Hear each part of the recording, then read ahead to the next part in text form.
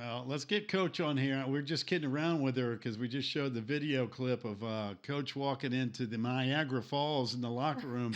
Coach, I barely recognize you now that you've gotten completely dried off and look like $1 million. But man, those are the best kind of celebrations, though, aren't they? Absolutely. I kind of knew that they were gonna throw a lot of water, Gatorade, or whatever, Propel, whatever it was. Just got to celebrate the moments, and just to have such a incredible win on the road at UConn. It was just, it was just euphoria. So I was just blessed and grateful to be able to celebrate that with my team. It's the dance moves for me. Walk in your trap, take it over. As a player and a coach, you've been part of this UConn thing, and we know the greatness that is this rivalry. How do you describe the significance of these wins when you play the Huskies big picture for your teams? You're 2-0 against them. Yeah, I mean, it's just such a big rivalry, something that I've experienced as a player, as an assistant coach. So it's been for decades for me. It's always, a privilege to be able to play a powerhouse like UConn, and Coach Gino. Like, I've so much respect for him. I kind of talked about that with the team, of the magnitude of the game, and how this has been such an incredible part of women's basketball history with basketball. In this matchup. And so to be able to perform in a sold out arena like that, I was just really proud of the resilience of my team, and being able to have that confidence on the road is something that I hope we build from. Real quick, did you get the post game Muffet McGraw text? Because I know she was watching. She was pumped last year, gave you the big hug. I know she wasn't there in person, but I'm sure she shot you a message. She did. She did. That was something I went back to see her text. She just talked about how proud she was of me, and I told her I learned from the best. I've watched her, been a sponge under her as a player, as an assistant, and just grateful that I had the opportunity to get my first win in stores. Coach, you know what was As the head most coach. impressive? The most There you go. impressive thing that I thought about that game Saturday is that you're coming off a really tough, disappointing loss on Thursday. That's a quick turnaround, and then all of a sudden you're walking in, you go play UConn. Hey, Merry Christmas! That's what everybody wants to do, and your team responded. Did you learn more from your team from the Syracuse game or the UConn game?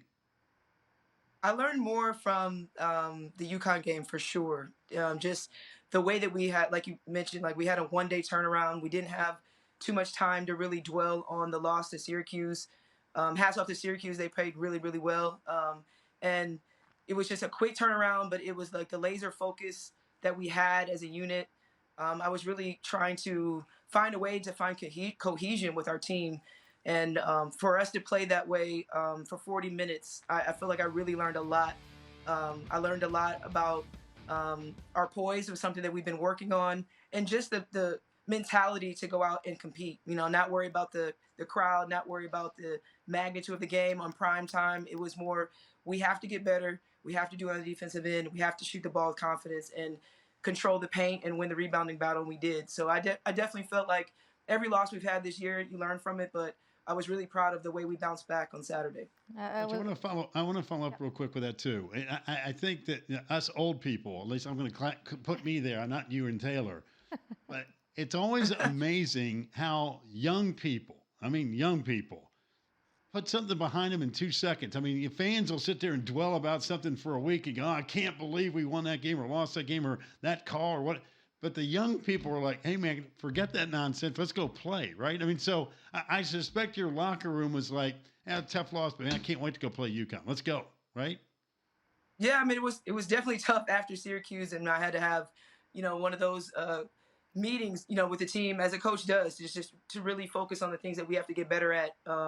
So it definitely needed to have that type of conversation. But again, like we only had 48 hours to get ready for another incredible matchup. So you can't spend too much time. You have to learn from it.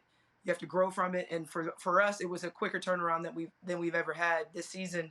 But for me, it comes from kind of like that NBA mentality that you have multiple games coming up right behind you. So you can't spend too much time. You have to receive it, accept it, absorb it, and then you got to get better fast. I've mentioned you've coached with greats, you've played with greats, but I want to ask you something as a basketball fan, because we've talked about Hannah Hidalgo a ton, and we showed her at the top of this block. When you watch her play, as a basketball fan too, I know you're coaching her, but just as a lover of the game, how do you describe what we're witnessing when we see this young freshman? Oh my goodness. I mean, I could just talk so much about her because she is just exploded on the scene. She's somebody that plays with so much confidence and swag, and she doesn't. No moment is too big for Hannah. I knew like this was going to be a great stage for her to really just show out, and she did. She's unselfish. She knows when to find her spots. She knows when to score, and she also knows when to get the team involved. And again, her energy is just contagious. And so what I see is just what you guys are seeing is what I see every day. Every practice, she's out.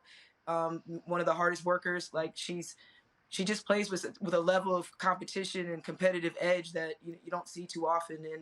And she just loves to compete. And so for somebody that just loves to compete, it's just fun. It's fun seeing her grow, and it's fun seeing this journey for her this season because I've always said like she's in the fire being our starting point guard, but the things she's doing is not just what freshmen are doing in the country. She's doing things that the best players in the country are doing, no matter her age. And so that's for me is what I've been most impressed by. And she's just getting started, and she's getting better and better. Yeah, what we don't see is what goes on inside practice and at the facility between you guys if you two are watching film or you're on the court. And I know she wants to be coached. You can see it when she's out on the floor. Where are you pushing her the most right now? Yeah, I mean, she loves film. You're right. I mean, great players want to be coached. I talk to her about that all the time. Like great players want to be coached, and she wants to be coached. But when we watch film, things we talk about is just decision making. Some things that turnovers, some things that I think she's having moments of just understanding and learning time and score in the game. Some things that it just doesn't come. It just comes with experience. And so those are the things that we talk about. We talk about shot selection. A lot of things, a lot of intangible things. Then also things that I think are controllable that she can fix. So those are the things that we talk about.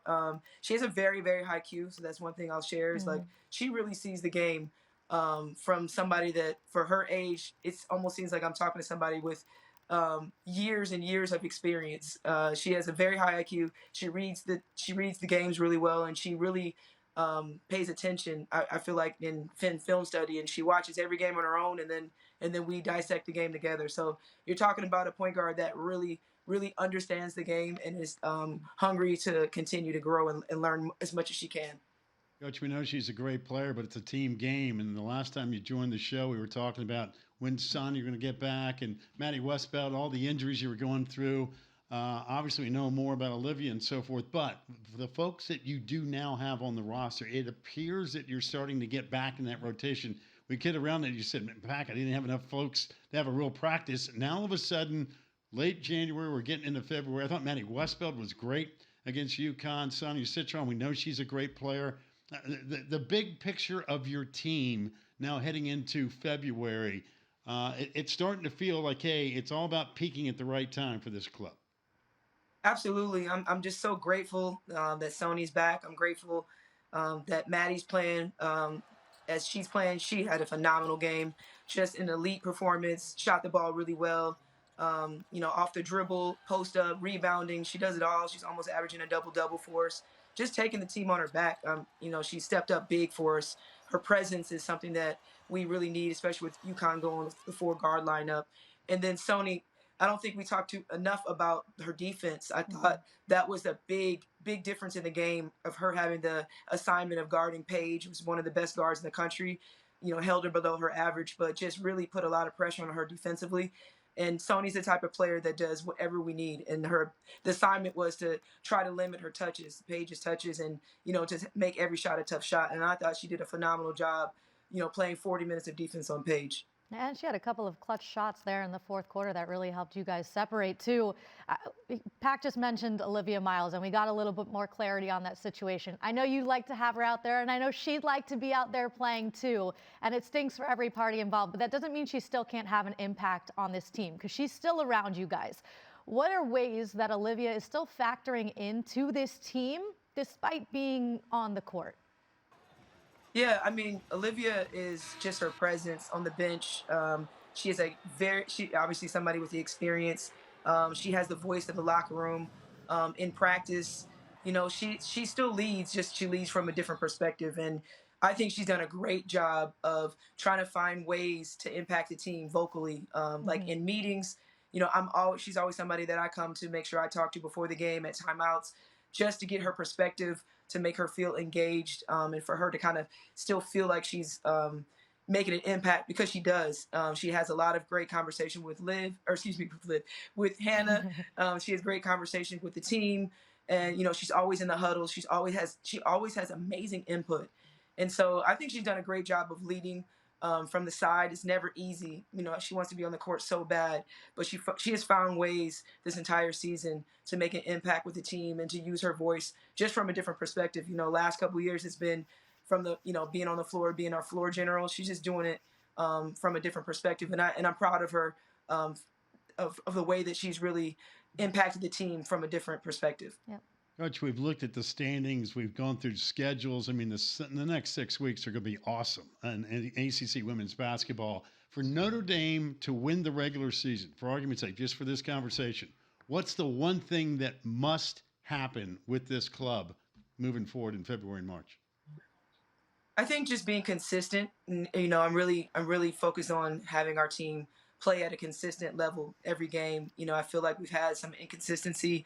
We've obviously had the lineup changes with the injuries, but I'm just praying that we can stay healthy, be consistent, and for me it's really defensively, just controlling the boards and doing a great job of having defensive presence in every game. And I just think if we can stay healthy and stay consistent with what we're doing, hopefully it turns out to be a great road for us towards the end of the ACC.